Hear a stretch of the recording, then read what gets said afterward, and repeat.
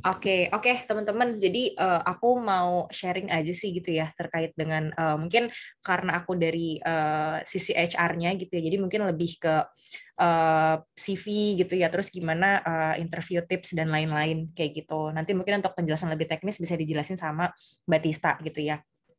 Oke, jadi saat ini yang mau aku bahas, oke, soal aku perkenalan dulu ya. Jadi aku mulai karir aku itu di rumah 123.com, di mana aku waktu itu sih masih baru lulus ya, fresh grad gitu ya. Aku masuk ke terjun ke finance, terus setelah itu aku dapat opportunity di Circlo untuk posisi talent acquisition gitu. Jadi awalnya aku rekruter itu waktu aku di Circlo gitu. Lalu selanjutnya aku sampai sekarang masih di Eden Farm sebagai talent acquisition juga seperti itu. Oke, nah untuk topik kali ini aku mau share ke teman-teman gitu ya. Ada gimana caranya sih kita menulis CV gitu ya yang sebenarnya enak dilihat sama rekruter gitu. Karena kan kita pasti tujuan kita apply itu yang ngelihat nanti rekruternya gitu kan. Terus beberapa pertanyaan-pertanyaan yang biasanya dilontarkan sama interviewer terhadap teman-teman khususnya karena memang ini teman-teman diapiari banyaknya dari product owner gitu ya. Jadi aku akan sedikit lebih spesifik sih untuk product owner-nya gitu. Lalu yang terakhir nanti aku mau share juga ke teman-teman untuk job posting apa sih yang sebenarnya lagi kita buka saat ini seperti itu. Oke, nah kalau untuk gimana sih cara nulis CV gitu ya atau ngebuat CV gitu. Sebenarnya kalau kita ngebikin CV itu nggak ada salah bener ya gitu. Jadi sebenarnya itu kan profil kita di mana diri kita itu ditumpahkan kita gambarin dalam sebuah PDF atau di sebuah kertas kayak gitu. Jadi gimana pun kita harus bikin CV itu seinformatif mungkin gitu. Diawali dari be original atau be authentic gitu ya. Jadi kita menuangkan siapa diri kita sejujur-jujurnya dan sebenar-benarnya gitu. Karena kadang nggak sedikit gitu ya teman-teman atau kandidat-kandidat job seeker yang mereka tuh biasanya nulis describe mereka itu mungkin as outstanding as possible gitu. Bahkan kadang kayak biar kelihatannya mungkin bagus gitu ya. Kalau menurut aku gitu ya lebih baik sih kita nulis apa adanya gitu. Kadang mungkin ya biar terlihat bagus atau gimana gitu. Cuma kan kadang kita bisa ngelihat orang itu seperti apa kan saat interview session gitu kan. Dan kadang nggak sedikit juga yang mereka nulis CV gitu ya. Oh CV-nya bagus nih gitu. Udah ke shortlist sama kita. Ternyata mungkin pas di interview beda gitu. Jadi banyak hal yang mungkin itu ya perbedaan itu sih. Jadi aku sarankan ke teman-teman kalau bikin CV ya se original mungkin gitu. Siapa diri kita sebenarnya gitu. Karena akan kelihatannya nanti sih pas interview gitu. Lalu yang kedua itu personal and detail information gitu. Jadi di dalam CV itu kan pasti kita ngasih lihat ya kita siapa gitu, kontak kita yang confidential, nomor handphone, terus email gitu. Jadi banyak banget elemen-elemen yang harus diinput dalam CV gitu. Nah, yang pertama itu ada cover letter. Gimana pun kita itu sebagai recruiter pasti kita ngelihat orang ini mau apply apa sih gitu. Terus tujuannya apa sih kayak gitu. Jadi, teman-teman kalau mau apply itu disarankan untuk nulis cover letter either itu di body email atau memang biasanya disangkutin bareng sama CV gitu ya. Gitu. Tujuannya apa? Untuk kita tahu sebenarnya sebelum kita buka CV itu kita mau lihat dulu nih orang tujuannya apa sih, intentionnya apa sih gitu. Dia mau apply apa sih gitu. Kalau udah kita lihat cover letternya baru kita bisa buka nih CV-nya. Oh, dia menggambarkan lebih detail di CV-nya kayak gitu. Mungkin nggak banyak juga orang yang apa ya yang mereka tuh CV-nya aja sebenarnya nggak apa-apa sih, cuman memang seenggaknya ada basa-basinya gitu ya lewat cover letter gitu. Nah, lalu yang kedua ada personal information gitu. Untuk personal information itu menurut aku kudu mesti wajib ya gitu. Karena gimana pun cara kita kontak itu lewat personal information, either itu nomor telepon atau email gitu. Kadang mereka mungkin ngerasa confidential nomor telepon sehingga mereka nggak masukin emailnya gitu. Sorry, mereka confidential untuk nomor telepon sehingga mereka cuma masukin email gitu. Sedangkan kalau email mungkin slow respon gitu kan. Jadinya kan itu sebenarnya ngehambat mereka untuk yang sebenarnya oke nih. Jadinya kita jadi agak susah di reach out gitu. Jadi kalau menurutku untuk lebih enaknya sih itu masukin juga jadi nomor telepon, email, domisili juga gitu ya. Kenapa domisili? Karena supaya kita juga tahu nih kamu tuh di mana sih domisilinya, dan kita tuh lagi cari tuh untuk di posisi apa sih gitu, untuk placementnya di mana, kira-kira kalian willing atau enggak gitu. Jadi kan kita bisa ngobrolnya lebih enak gitu. Jangan sampai nanti begitu kita udah ngobrol panjang ternyata dia baru tahu nih untuk posisinya di region mana, sehingga dia nggak minat untuk di situ gitu, karena memang nggak semua orang ngebaca requirement untuk placement seperti itu. Nah, lalu selanjutnya ada working summaries, yang mana itu juga pasti ya, nggak mungkin nggak nulis working summaries gitu.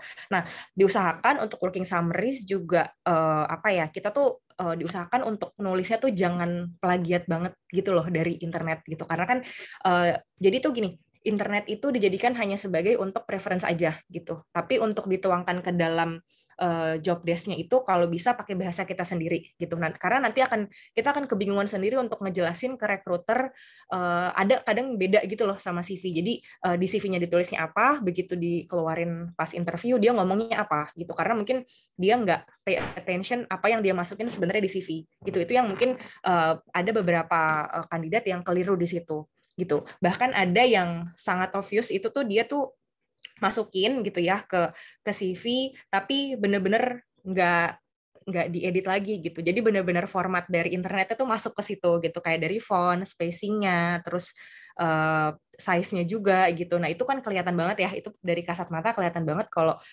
itu copy gitu. Sebenarnya sih nggak apa-apa ya, itu apa, kita ngelihat dari internet sih nggak ada masalah gitu. Cuman memang kalau bisa itu ditweak lagi kata-katanya supaya kita saat menjelaskan ke recruiter juga lebih enak kayak gitu. Karena kan pasti recruiter juga merhatiin gitu ya CV-nya sama apa yang dia apa yang dia sampaikan seperti itu.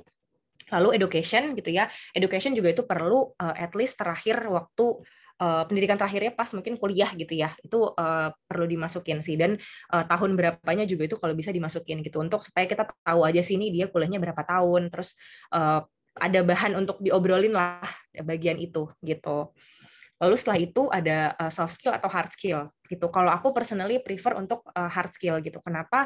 Karena mungkin ada posisi-posisi yang memang kita cenderung ke hard skill-nya gitu. Contoh misalkan back end gitu ya, atau front end gitu. Nah, mungkin di Eden Farm kita pakainya Golang nih gitu. Oh, ternyata teman-teman banyak yang pakainya non Golang gitu. Sehingga kalau ada apa kandidat-kandidat yang mereka mention Golang, itu akan jadi nilai plus sebenarnya gitu kan. Walaupun kita nggak mewajibkan dia harus advance di Golang sih, seenggaknya kan basic knowledge-nya dia punya gitu. Jadi sebenarnya kalau untuk hard skill itu menurutku lebih penting gitu, atau mungkin kayak contohnya orang-orang analis gitu ya, atau mereka yang biasanya pakai query untuk ngerjain kerjaan mereka gitu kan. Mungkin kalau di Eden misalkan pakai Python misalkan gitu, ternyata dia biasanya pakainya SQL, tapi dia pernah ikut short course si Python ini. Nah itu kan sebenarnya bisa nilai plus juga gitu kan. Oh ternyata dia punya basic knowledge nih di Python misalkan kayak gitu. Jadi menurutku hard skill itu, atau mungkin tools gitu ya, itu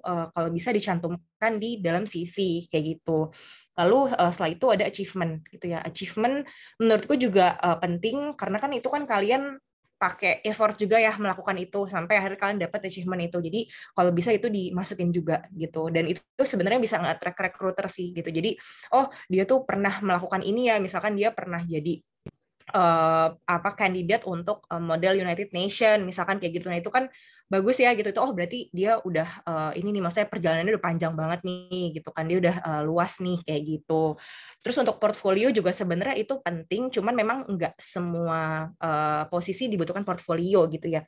Biasanya mungkin graphic designer gitu, atau sosial media content writer gitu, itu biasanya yang kita butuhkan portfolionya gitu, supaya kita tahu mereka tuh pernah ngerjain project apa, sekompleks apa projectnya gitu ya, terus ongoing projectnya apa kayak gitu. Lalu yang terakhir itu activities atau course gitu. Nah, kayak teman-teman di Apiari kan sekarang lagi ikut course ya di Apiari gitu. Karena itu harus dicantumin sih gitu. Jadi kita tahu oh teman-teman di Apiari nih gitu ya, selain mereka ikut course, mereka juga sebenarnya kerjaannya itu di luar dari ranah itu gitu. Jadi kan biasanya kan mungkin orang ikut bootcamp itu ada yang mereka background-nya misalkan finance, tapi mereka tertarik untuk ngoding kayak gitu. Nah, itu kan sebenarnya nilai plus juga ya, oh mereka mau mempelajari hal-hal yang sangat-sangat jauh dari background-nya mereka kayak gitu. Oke, nah yang poin terakhir itu user friendly gitu ya. Jadi teman-teman diusahakan kalau membuat CV itu yang mudah dibaca sama recruiter gitu. Kenapa? Karena kan gini ya, recruiter itu biasanya ngelihat CV itu sehari nggak mungkin cuman 5 atau 10 gitu. Pasti kan lebih dari itu ya, bisa puluhan, 50 mungkin bisa gitu. Karena jadi bikin CV itu juga kita perlu mungkin desain yang nggak terlalu mencolok banget gitu ya, atau mungkin layoutnya nggak yang aneh-aneh misalkan gitu. Kadang ada mungkin orang niatnya untuk kreatif gitu ya, sebenarnya itu bagus gitu, cuman memang kalau bisa diperhatiin lagi mungkin gradasi warnanya kayak gitu, karena kadang ada yang nabrak-nabrak gitu, terus spacingnya juga beda gitu ya, fontnya juga beda gitu, terus agak lumayan mepet gitu ya spacingnya gitu. Nah itu kan kita agak harus makan waktu untuk ngebacanya kayak gitu. Itu sih untuk gimana caranya mungkin CV yang lebih enak dilihat, dan pas saat interview juga kita ngobrol jadi lebih enak gitu kan. Gitu. Oke, nah setelah itu next-nya ini ada contoh ya dari salah satu tim juga gitu ya. Ini mungkin aku sensor ya namanya. Nah ini menurutku salah satu CV yang enak dibaca gitu. Cuman mungkin ada beberapa yang harus dibenerin lagi nih, kayak misalkan spacingnya kayak gitu. Ini menurutku ada agak sedikit berbeda ya dari yang atas sama yang bawah gitu ya. Terus mungkin font yang dipakai juga udah lumayan enak kebaca, cuman masih agak mepet-mepet aja gitu. Tinggal nanti dimasukin tools-nya ya mungkin, atau hard skill-nya yang memang sedang dipelajari atau yang memang pernah dipelajarin kayak gitu. Itu menurutku ini udah lumayan enak sih dibacanya gitu ya. Gitu, instead of ngasih ngasih CV yang warna-warni gitu, padahal sebenarnya isinya bagus gitu ya, cuman karena warna-warni kita jadi jujur agak makan waktu sih sebenarnya bacanya kayak gitu. Gitu sih. Oke. Nah, ini untuk pertanyaan-pertanyaan yang cukup common ya, yang biasanya hampir semua recruiter nanyain gitu kan. Pasti ada describe yourself gitu ya. Terus kenapa sih kamu mau kerja di sini gitu? Apa yang bikin kamu tertarik di perusahaan kami seperti itu?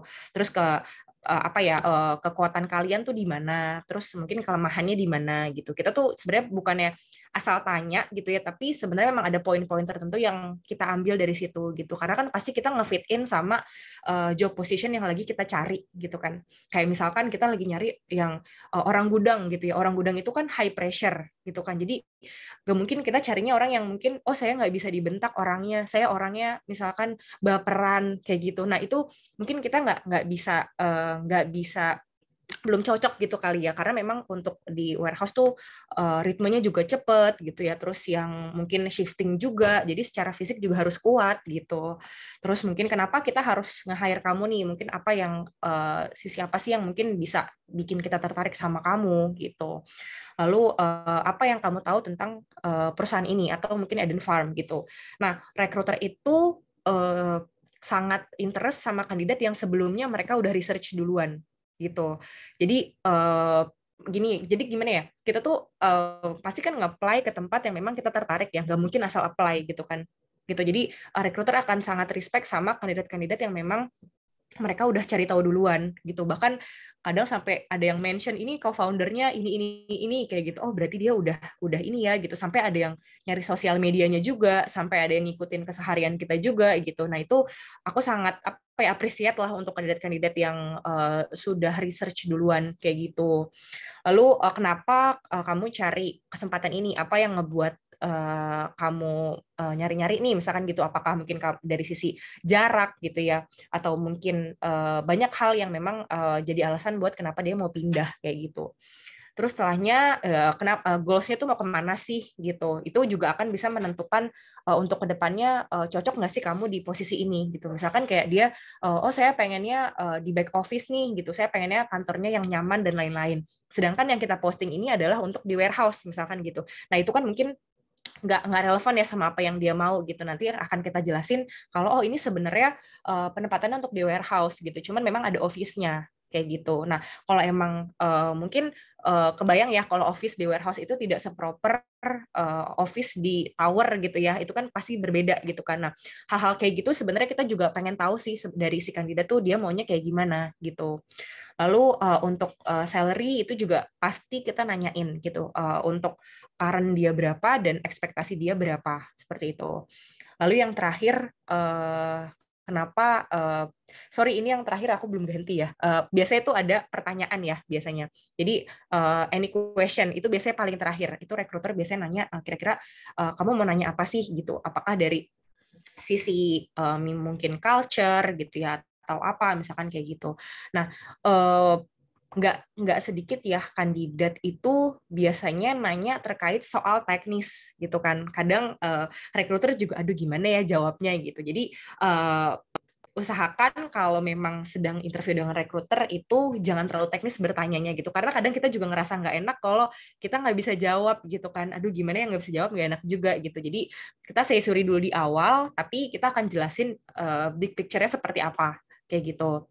Itu yang biasanya aku lakuin ketika teman-teman interviewee nanya kalau ini gimana ya gitu, terus kalau misalkan tools yang dipakai kalau misalkan gini gini gini kayak gitu, jadi emang arahnya lebih ke teknis banget gitu. Nah, spesifik ke posisi product owner ini gitu ya, jadi aku ada sedikit emang pertanyaan-pertanyaan yang aku tanyain ke kandidat gitu.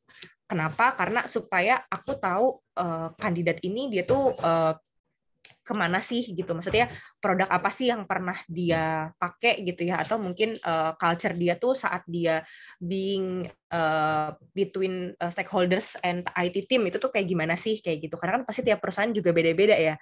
Ternyata ada orang produk gitu ya yang ternyata mereka itu nggak masuk tim IT gitu, tapi ada juga yang under tim IT gitu. Nah itu kan beda ya tiap company biasanya kayak gitu. Aku lebih pengen ngobrol banyak sih gitu, jadi kayak culture mereka tuh selama sebagai orang PO tuh kayak gimana kayak gitu ya, terus produk mereka tuh sejauh apa sih yang mereka bikin gitu, terus kalau misalkan produk mereka tuh let's say mungkin nggak dilanjutin karena mungkin ada beberapa things dari perusahaannya tuh gimana gitu ya, terus gimana caranya kamu action atau reaksi kamu ketika stakeholder dengan IT-nya tuh mungkin dia kan sebagai mediator gitu ya, tapi nggak sejalan misalkan kayak gitu, nggak dipahami gitu. Sedangkan seorang PO itu partnya gede banget ya, dia sebagai translator gitu kan. Gimana caranya apa yang dimau user itu nyampe nih ke tim IT gitu. Nah itu kan berarti harus punya power yang cukup kuat ya. Mulai dari knowledge-nya iya, tapi juga dari gimana cara dia mengkomunikasikan itu juga harus baik gitu kan gitu. Kalau misalkan kita orangnya baperan gitu ya, terus ada user yang mungkin kurang kooperatif, itu kan pasti akan menghambat kerja dia juga gitu kan gitu. Terus mungkin apa sih challenge kamu ketika kamu jadi seorang product owner gitu ya, apakah mungkin dari sisi cara ngebikin produknya yang sulit gitu ya, atau memang ternyata dari justru manajemennya nih, dalam arti komunikasinya gitu, gimana cara penyampaian dan lain-lain kayak gitu. Itu sih yang biasanya aku tanyain juga gitu. Dan yang terakhir biasanya aku cukup spesifik nanya apakah kamu terbiasa nggak sih dengan mengimplementasikan Scrum gitu? Karena kan tiap perusahaan beda-beda ya gitu. Ada yang memang mereka mengimplementasikan bukan Scrum gitu. Sedangkan saat ini di perusahaan yang saat ini gitu ya, kita sudah pakai Scrum gitu. Jadi lebih kayak pengen apa ya? Pengen tahu aja sih dia gimana sih? Maksudnya di sana tuh kayak gimana gitu. Bukan berarti yang nggak pakai Scrum nggak bakal masuk nih gitu. Nggak juga gitu. Pasti kita melihat elemen-elemen yang lain sih kayak gitu. Oke, nah so far itu sih sedikit ya, sedikit insight buat teman-teman. Sorry juga kalau mungkin nggak terlalu jelas dan kurang panjang gitu ya. Oke, mungkin saat ini aku juga mau share juga ke teman-teman gitu ya. Kita lagi hiring beberapa posisi di tim IT. Jadi ada product owner, product manager, scrum master, dan QA engineer gitu. Untuk lengkapnya nanti teman-teman bisa cek di career.edenfarm.id/jobs gitu ya. Itu banyak sih, maksudnya non IT juga banyak di situ gitu. Atau mungkin kalau misalkan nanti teman-teman mau banyak tanya, boleh kontak aku aja gitu via email atau LinkedIn gitu. Oke, mungkin dari aku sekian ya. Ada pertanyaan dulu sebelumnya? Boleh. Oke, thank you Mbak Dinda untuk pemaparan materinya. Ya, itu ya teman-teman ya. Mbak Dinda juga udah kasih beberapa tips and tricks nih untuk interview maupun untuk CV-nya gitu. Nah, oke Mbak, ini kita next ya ke sesi Q&A pertama nih. Ini ada dari Mas Taufik. Mas Taufik ingin bertanya, kalau untuk product management itu hard skill yang dibutuhkan apa ya Mbak? Oke, kalau untuk hard skill yang dibutuhkan product management, boleh dibantu Mbak Tista mungkin?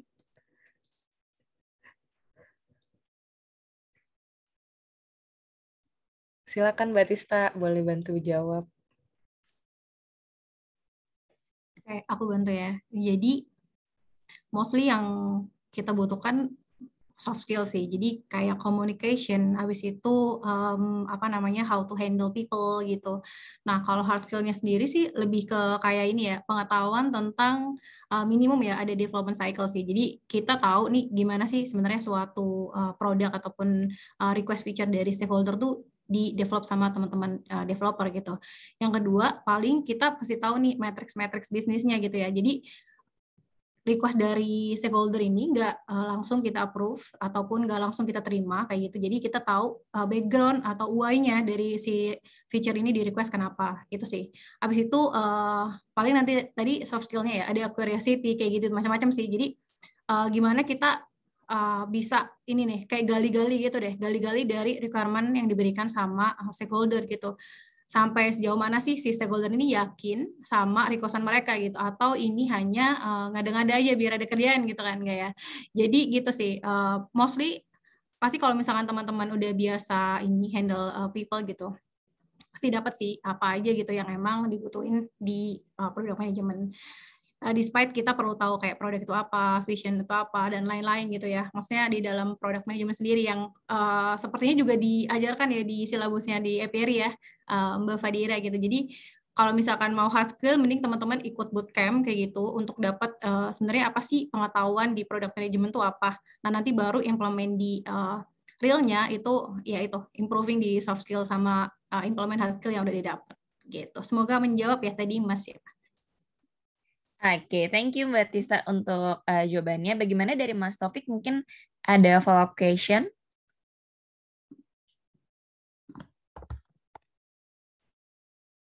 Kalau memang ada follow-up question, boleh ya Mas untuk on mic. Yep. Oh, halo. Halo Mas, mungkin sepertinya masih termute ya? Oh, halo, tes. Ya, halo. Oke. Oh, tadi sempat di-mention tentang life cycle. Nah, itu maksudnya gimana ya, Mbak? Apakah kita kayak harus literally know how software development itu work, atau kayak kita harus tahu ini benar-benar kayak oh ini lagi kayak aku pernah dengar kayak ada backlog requirement, kita make the PRD kan ya, Mbak ya. Nah, kayak gitu-gitu itu kan berarti kayak apakah itu termasuk hitungan dari hard skill itu sendiri sih, atau hard skill itu lebih kayak you need to know like kayak at least kayak tahu ini misalnya kan kayak ada di belakang layar kayak ada back end-nya, itu harus tahu dengan jelas kayak gitu-gitu, atau harus tahu tentang front end-nya kan, karena biasa kan fitur-fitur itu kan kayak ada back end, front end segala macam gitu-gitu kan ya. Kayak gitu sih. Berarti itu juga harus tahu ya, Mbak ya. Oke, kayaknya Mas Taufik nih anak IT ya, gitu. Well, ini ya, knowledgeable sekali. Gitu. Jadi kalau misalkan aku tadi bilang ya, development cycle, at least tahu sih. Jadi pertama kita request tuh akan di-handle sama siapa. Apakah ini membutuhkan back-end, apakah ini membutuhkan front-end, atau hanya migrasi data gitu, database ya sebutannya. Nah, itu tuh at least kita tahu komponen-komponennya aja sih. Kita nggak harus tahu teknik logiknya kayak gimana, abis itu nanti ini request dari front-end seperti apa, kayak gitu nggak perlu tahu sih Mas. Jadi dalam suatu feature nih kita tahu gambaran besarnya itu butuh komponen apa aja gitu. Dan untuk kalau misalkan tadi disebut event ya, jadi ada sebut event-event juga tuh. Nah, itu nggak semua company juga implement Scrum. Jadi kalau misalkan emang si company ini ada implement Scrum, sorry, jadi disebut kayak sama Mbak Dinda tadi, kita implement Scrum. Nah, itu at least carilah di misalkan Medium ataupun scrum.org ya, bisa belajar di sana juga apa sih event-event yang dilakukan di Scrum kayak sprint planning, refinement dan lain-lain gitu.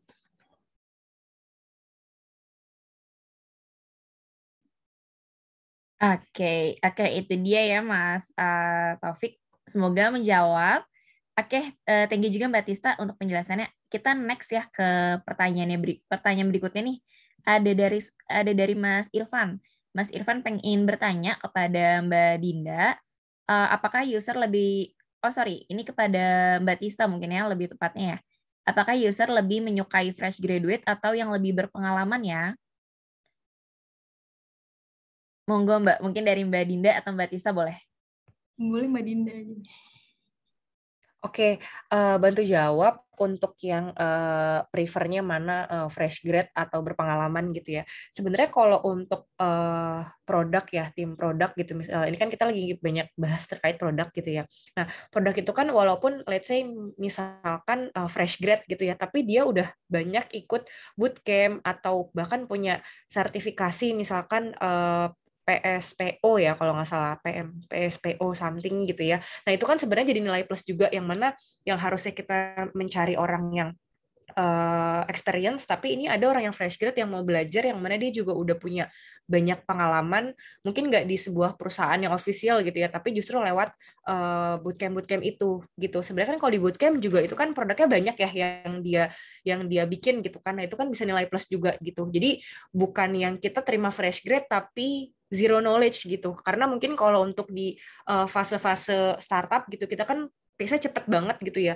Kalau untuk yang berpengalaman bener-bener zero sama sekali, itu kita bisa jadi pertimbangan gitu. Karena pertama takutnya dia nggak bisa catch up dengan ritme yang secepat itu gitu ya, dengan segala perubahan-perubahan yang terjadi gitu ya. Tapi kalau emang ngerasa fresh grad tapi pengen punya pengalaman yang mungkin langsung terjun ke dunia itu, menurutku sih aku saranin coba ikut bootcamp dulu sih gitu, atau mungkin ambil sertifikasi supaya recruiter tuh juga bisa ngelirik gitu ya, oh walaupun dia fresh grad tapi dia punya ambil sertifikasi nih gitu, berarti kan dia ilmunya ada, seperti itu sih gitu. Oke, thank you Mbak Dinda untuk jawabannya. Dari Mas Irfan bagaimana Mas? Sudah cukup pengertiannya. Terima kasih atas penjawabannya. Oke, thank you juga Mas Irfan. Oke. Iya. Yang selanjutnya ada pertanyaan dari Vincent. Ini rada sedikit panjang, mungkin Vincent ingin open mic. Oke, Kak Fadira. Perkenalkan, nama saya Vincent. Saya ingin bertanya nih, kira-kira kalau menentuin range salary itu gimana ya? Jadi misalkan saya seorang fresh grad dengan pengalaman magang 2,5 tahun. Dan 1 tahun terakhirnya di sebuah unicorn company. Kira-kira layak nggak kalau ajuin salary-nya mungkin 9 juta per bulan gitu? Nah, itu yang sering sekali bingung sih bagi para pelamar, kayak menentukan range salary-nya gimana gitu kira-kira. Oke, kalau sekarang ini kan sebenarnya di internet itu udah banyak ya, dia tuh ada salary benchmark ya biasanya gitu. Nah itu mungkin bisa dicari lewat situ dulu gitu, pertama gitu. Karena sebenarnya gini, walaupun pengalaman magang, jarang ya magang ada yang lebih dari setahun, kayaknya setahu aku rata-rata di bawah setahun ya, 6 bulan gitu, 3-6 bulan. Nah mungkin kalau pengalamannya memang 2,5 tahun magang gitu, nah itu mungkin bisa dicarikan lewat itu ya, salary benchmark. Sekarang udah cukup open sih di sana, ada angkanya berapa di sebuah perusahaan yang mungkin BUMN gitu, atau perusahaan-perusahaan yang sudah stable gitu. Kalau saat ini untuk di maksudnya yang pengalaman yang aku hire gitu ya, itu biasanya mereka juga matokin salary itu berdasarkan apa yang sudah mereka cari di internet, dan rata-rata marketnya tuh berapa sih kayak gitu. Karena kan pasti ada perbedaan ya antara di unicorn ataupun di startup gitu, ataupun mungkin di perusahaan-perusahaan yang multinasional misalkan kayak gitu. Mereka bahkan punya benchmark yang berbeda gitu. Saya misalkan kalau di perusahaan korporasi atau banking gitu ya, mereka salary-nya mungkin tidak terlalu yang wow banget gitu, tapi mereka punya benefit-benefit yang sangat promising gitu, kayak misalkan mereka cover lahiran yang besar banget gitu, misalkan VIP gitu, atau mungkin mereka full cover kalau misalkan kejadian tak terduga kayak misalkan kecelakaan atau apa hal semacamnya kayak gitu. Jadi sebenarnya kalau di setiap perusahaan itu nggak bisa disamaratakan sih kayak gitu. Terus balik lagi ke kebutuhan gitu, kayak misalkan contoh jarak dari kantor ke rumah gitu, itu kan pasti kita udah calculate duluan gitu kan, apalagi kalau misalkan kita ngekos gitu. Nah Jadi jangan sampai kita sounding untuk salary tapi kita hanya sebatas gue maunya segini nih misalkan gitu. Tapi better sih dikalkulasiin dulu gitu. Setelah kita cari di market seperti apa, terus kita kalkulasiin sama kebutuhan kita juga yang mungkin yang primer ya, seperti itu. Oke, terima kasih Kak. Soalnya Iya. biasa kalau di internet tuh range-nya jauh-jauh gitu. Biasanya dari 9, maksimumnya sampai 14 juta. Oke, terima kasih Kak. Oke, thank you Vincent untuk pertanyaannya. Thank you juga untuk Mbak Dinda. Oke, next question nih. Ini ada pertanyaan dari Mas Muhammad Yasril. Kalau untuk structure PM, PO, dan SM-nya di Eden Form itu bagaimana ya? Oke, aku jawab ya. Jadi saat ini kita ada beberapa produk yang di-handle sama PO. Ada satu PO yang multiple products, ada juga yang satu PO, satu products gitu. Jadi secara struktur itu produk, kemudian atasnya adalah PO, atasnya lagi adalah PM gitu. Nah, Scrum Master ini juga bisa multiple nih. Jadi satu Scrum Master bisa handle beberapa products ataupun satu products. Kayak gitu sih untuk strukturnya ya. Oke, thank you Mbak Tista. Oke. Next question dari Mbak Yuliana nih ingin bertanya, bolehkah untuk melamar di 2 posisi? Oke, mungkin dari Mbak Dinda.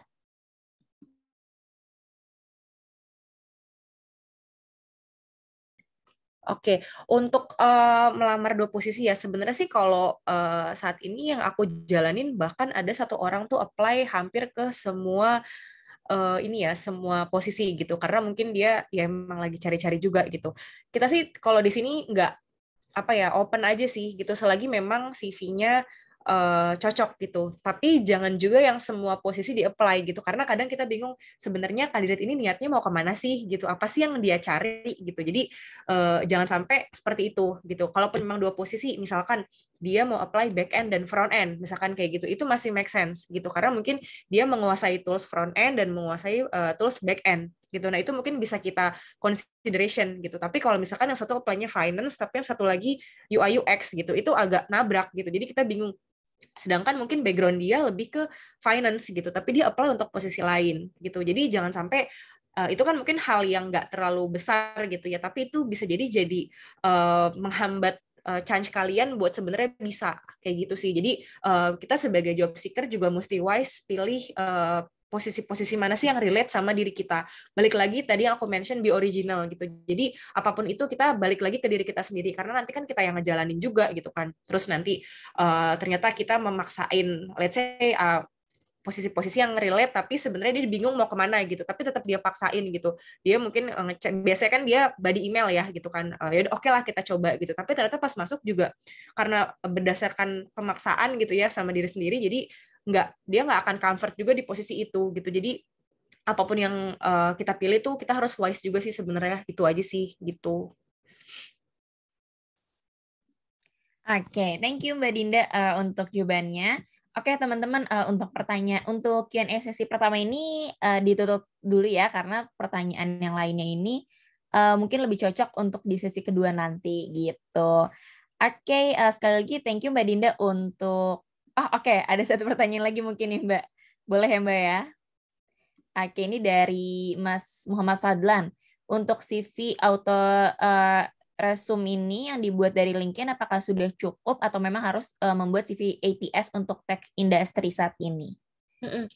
CV ATS maksudnya gimana ya? Boleh bantu jawab Mas Fadlan ya? CV ATS tuh yang mungkin yang tadi di review yang awal-awal tadi sama Mbak Dinda.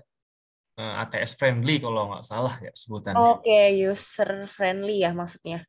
ATS friendly. Aku kurang tahu juga sih, cuman CV ATS kalau nggak salah memang bentuknya seperti yang CV yang pertama di review sama Mbak Dinda. Namanya CV ATS friendly gitu apa? Oh, I see. Oke. Jadi kalau untuk CV itu kan biasanya dia ada yang kita bikin sendiri, tapi ada juga yang memang dia template dari portalnya itu ya. Biasanya kalau LinkedIn itu kan kita harus isi data diri, isi apa namanya experience-nya juga dan lain-lain gitu kan. Sebenarnya itu nggak ada masalah sih. Keduanya itu nggak ada masalah gitu. Cuman lebih baik kalaupun kita mau isi yang mau bikin yang memang kita create sendiri, itu yang balik lagi ke elemen-elemen yang tadi aku mention di atas gitu. Kalau untuk CV ATS itu setahu aku itu mungkin yang memang template bawaan dari job portalnya gitu ya. Jadi itu langsung masuk ke ATS kita gitu. Karena saat ini Eden Farm juga kita pakai ATS dari salah satu vendor juga gitu ya. Nah, itu siapa yang apply lewat ATS itu akan masuk ke kita, tapi formatnya format dari ATS itu. Jadi formatnya sama. Cuman memang itu user friendly sih kalau untuk ATS, karena memang defaultnya seperti itu.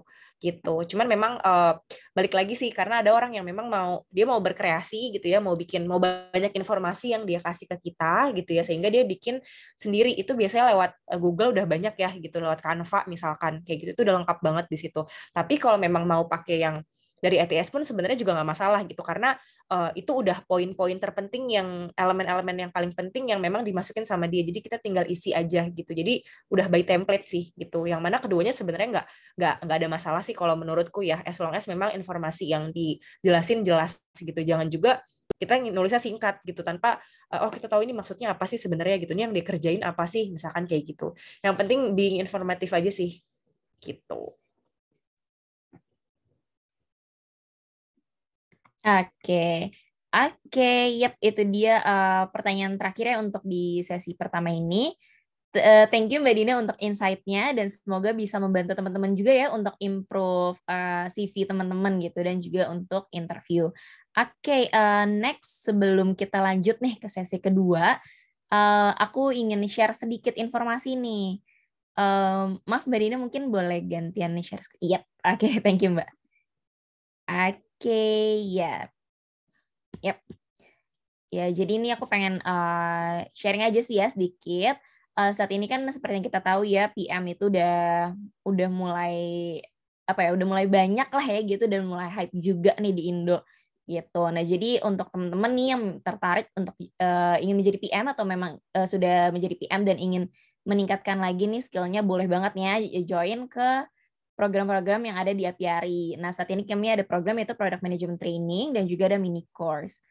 Nah, ini trainingnya bisa buat teman-teman fresh graduate atau student, atau teman-teman yang memang sudah menjadi PM dan pengen upgrade skill-nya lagi, dan juga untuk teman-teman yang mempunyai bisnis gitu ya, entrepreneur yang membutuhkan skill PM kayak gitu. Nah, untuk manajemen training ini sendiri start di 30 Mei sebentar lagi ya. Jadi jangan lupa untuk join. Nah, ini untuk modul dan trainersnya juga kita buka untuk introductory level dan juga intermediate level gitu. Nah, ini juga ada testimoni dari teman-teman yang udah pernah join. Nah, kita juga ada hiring partner. Jadi kalau misalnya teman-teman beruntung nanti bisa join juga nih ke hiring partner kita gitu. Nah, ini dia kita buka untuk one level atau introductory atau intermediate level ya, dengan harga Rp6.105.000 saja sudah transfer PPN gitu. Dan untuk yang complete levels nih, yang ngambil introductory dan intermediate itu dikenakan fee Rp9.990.000. Seperti itu. Bisa segera join ya teman-teman. Nah, ini nextnya ada workshop, itu ada dari workshop untuk product analytics dan juga ya untuk product analytics gitu ya. Ini ada 2 speaker kayak gitu. Nah, ini untuk ada product marketing fundamentals, boost your career and campaign in product marketing, dan juga ada go to market strategy gitu. Ini paid event, jadi teman-teman juga bisa segera daftar gitu. Nah, ini yang bisa teman-teman dapetin di workshop Apiari Academy, yaitu live session 100%, quiz and individual assessment, hands-on case study, lifetime access to materials, final project dan portfolio, certificate dan report card, akses to weekly webinars, dan juga career network. Yap, itu dia. Jadi untuk teman-teman yang ingin join ke workshop dan juga ke training kami, bisa segera menghubungi kami atau pergi ke website kami. Seperti itu. Thank you. Oke, next kita bisa lanjut nih ya ke sesi kedua, yaitu mock interview dengan Batista nih sebagai product owner di Eden Farm. Halo Mbak. Oke, mungkin boleh Mbak Tista nih langsung aja. Oke, aku ada share beberapa hal ya. Bentar. Oke, teman-teman, kenalin ya kalau yang belum kenal ya. Nama aku Tista Amelia, jadi sekarang aku posisinya sebagai product owner di Eden Farm. Sebelumnya aku ada background juga di tech nih sebenarnya, di sistem analis dan juga developer gitu. Nah, aku mau share 2 hal ini sih di hari ini. Jadi yang pertama itu apa sih product owner, sama yang kedua interview tips yang teman-teman bisa apply ketika mau join di suatu company. Nah, jadi tadi sama Mbak Dinda udah serius-serius ya, jadi semoga ini sedikit menghibur yang nggak tegang lagi gitu. Jadi sebenarnya product owner itu atau product manager itu apa sih gitu. Nah, ada beberapa sumber yang menyebutkan product owner dan product manager ini different roles gitu. Jadi product owner ini datang dari Scrum. Jadi product manager dulu nih yang paling awal gitu. Jadi role-nya apa nih, ini ekspektasi orang nih banyak kan, jadi Superman, habis itu jadi Steve Jobs gitu ya. Jadi sebenarnya daily basic-nya itu kita do many things ya. Nah, yang pertama itu kalau sebagai product owner di Eden Farm, aku handle Scrum Team gitu. Jadi Scrum Team itu adalah dalamnya produk tuh ada tim-tim gitu yang nantinya develop the product gitu. Kemudian yang kedua adalah handle stakeholders. Jadi stakeholders ini dari user ya, kalau disebut mungkin business user gitu. Nah, mereka ini yang request, kasih requirement ke kita, kasih feedback, komplain gitu ke product owner gitu. Kemudian yang ketiga adalah kita handle valuable backlog dan juga prioritize. Jadi backlog ini apa, kalau misalkan teman-teman aware mungkin biasa disebut kayak user story gitu ya. Jadi request-request dari stakeholder yang udah kita terima itu kita tulis dalam format user story, kemudian kita lakukan prioritize. Nah, tadi aku juga sempat mention nih gitu, kenapa sih kita perlu nanyain alasan user itu request ke kita. Nah, itu penting banget karena user atau stakeholder dari satu product owner atau product manager itu nggak cuma satu, jadi banyak gitu. Relate ke gambar yang kedua nih, product owner nih kayak garang gitu karena too many stakeholders ya gitu. Jadi kita tuh nggak boleh atau ya wajib lah be able to say no gitu. Jadi semua permintaan stakeholder itu nggak harus kita kerjakan gitu, tapi kita pilah-pilah, kita analisa, kita prioritaskan mana yang emang akan dikerjakan sama Scrum Team. Jangan sampai Scrum Team-nya mengerjakan hal yang emang nantinya nggak valuable tuh ke company gitu, atau hanya sekedar keinginan stakeholder gitu. Nah, nyambung lagi, jadi kita tuh karena kebanyakan stakeholder nih, jadi harus bisa juga nge-maintain. Jadi mana nih stakeholder yang memang punya high impact gitu atau high interest gitu ke produk kita tuh bisa tuh di mapping gitu. Nah, kenapa? Nantinya kita secara komunikasi tuh bisa langsung ke mereka. Jadi kalau misalkan mereka high interest, berarti mereka bisa memberikan feedback yang positif ke produk gitu. Kalau misalkan mereka high impact, berarti ketika kita membuat keputusan, mungkin akan bisa segera ya diaplikasikan ke seluruh timnya dia, kayak gitu sih. Kemudian yang selanjutnya itu tahu sih dikit tentang product vision ya, product vision gitu. Jadi product vision itu apa? Jadi turunan dari company vision gitu. Kayak tadi pas awal sih dijelasin sama kalau nggak salah Mbak Fadira ya, Mbak Dinda gitu. Mereka sebut Eden nih pengen jadi nomor 1 gitu di supply chain gitulah. Nah, itu product vision-nya ya. Itu company vision-nya. Jadi product vision-nya apa nih untuk mencapai si company vision itu gitu. Misalkan kita merilis produk yang akan dipakai semua customer B2B gitu. Mostly misalkan kita kasih angka 80% gitu. Nah, di product vision-nya itu nanti kita turunkan lagi menjadi product goal. Nah, product goal ini adalah milestone-nya nih. Apa-apa aja yang perlu kita capai untuk bisa achieve si product vision kayak gitu. Diturunkan lagi jadi epic sih ya mungkin ya, atau misalkan jadi sprint goal gitu. Itu sih, jadi bayangan teman-teman nih kalau misalkan di produk nih ada arahnya nih mau kemana nih produknya gitu. Jangan sampai kita nggak punya arah. Nantinya bingung nih teman-teman Scrum Team, kayak gitu sih. Jadi kenapa sebenarnya Eden tuh pakai Scrum juga? Kalau misalkan nanti ada yang mau tanya nih, aku jawab dulu ya. Gitu. Jadi kenapa kita pakai Scrum? Karena Scrum ini outcome-nya itu mudah terukur gitu. Jadi karena kita iterasi, jadi development-nya itu bukan yang waterfall ya. Jadi requirement dulu, baru kita kerjakan, baru nanti kalau udah mau dirilis, baru ada feedback kayak gitu, enggak. Jadi while kita develop gitu, feedback dari stakeholder tuh bisa masuk gitu. Kita bisa show our kita bisa show perkembangan kita gitu. Nah, di akhir sprint kita bisa show melalui sprint review dengan stakeholder gitu. Jadi nggak menutup kemungkinan kalau di tengah-tengah sprint itu kita ada perubahan kayak gitu. Makanya kita pakai sprint ini, dan perubahannya dapat cepat dirasakan sama stakeholder karena bisa masuk nih secara prioritas ke next sprint-nya. Itu. Oke, aku lanjut. Nah, jadi untuk interview tipsnya ada 2 nih. Jadi yang pertama nih sedih banget ya, product manager have no life gitu. Jadi maksudnya apa? Di sini sih nggak cuma apa namanya tuh kita bisa bluffing gitu kan as a product owner atau product manager gitu, tapi kita juga harus intuit sih. Yang pertama minat ya, teman-teman nggak hanya maksudnya bisa berkembang gitu di company yang sekarang, bisa jadi teman-teman lakukan benchmark, teman-teman lakukan bootcamp kayak yang tadi disebutin gitu. Jadi knowledge teman-teman terhadap produk tuh evolve gitu, nggak cuma stuck di company yang sekarang aja gitu. Itu sih yang pertama. Habis itu yang kedua ini experience gitu. Ya nggak menutup kemungkinan sih. Emang beberapa company itu pengen product owner yang emang udah experience gitu. Kenapa? Secara dia emang diminta untuk knowledgeable gitu, tapi dia juga diminta untuk mentally stable gitu ya. Maksudnya gimana nih, nggak boleh stres gitu? Nggak dong. Maksudnya tuh kita bisa handle people nih, sehingga nantinya kita bisa deliver lebih bagus nih value ke perusahaan gitu. Kita bisa handle expectation dari stakeholders. Kita juga bisa handle expectation juga dari teman-teman Scrum team terhadap backlog yang nanti akan dikerjakan kayak gitu sih. Jadi emang experience ini perlu banget sih gitu. Ketika suatu company pengen product owner-nya bereksperience gitu ya.